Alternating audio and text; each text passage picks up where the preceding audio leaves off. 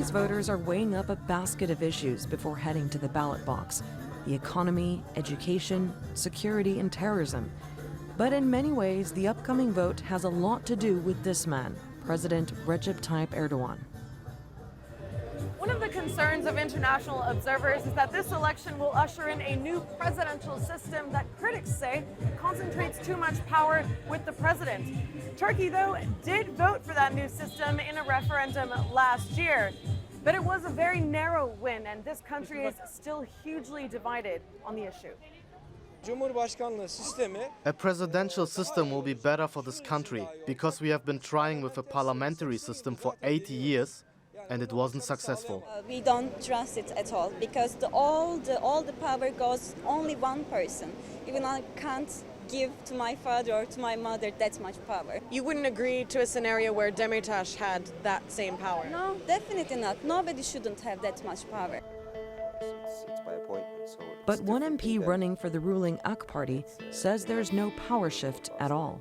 The people who are trying to portray Turkey as to going on a path which is more authoritarianism because of the new system is basically, I would say, they haven't looked into the system. Because in the system it is clear-cut said that Parliament has the only power to legislate. The only difference is that the budgetary law can be put forward by the President, and also the calling of elections. If President, for example, decides, well, we need elections in the country, then also Parliament is going to election. Or if the Parliament says, look, we have the majority and we want to go for an election, and we decide on an election, the decision is taken to go to an election, then again the President also goes to election. To his supporters, President Erdogan's political control so far has brought success and stability. He's praised for restoring rights to the country's majority Muslim population, steering Turkey's economic boom, pursuing terror groups like Daesh and the PKK, and defeating an attempted military coup in 2016. But Turkey's state of emergency and the tighter security that comes with it have also been criticized.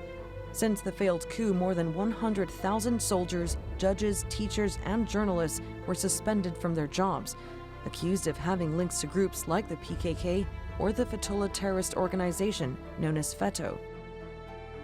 Nearly 30,000 people have been jailed. Some still have ongoing trials. Erdogan's critics say the net was cast far too wide. We believe that now the FETÖ members are not getting arrested. They don't use that state of emergency power to catch FETÖ's member. Yeah, many of them in the jail, but they use that power for the shouting the opposition. But Erdogan's unrivaled level of support and position of power is actually a source of pride for AK Party supporters.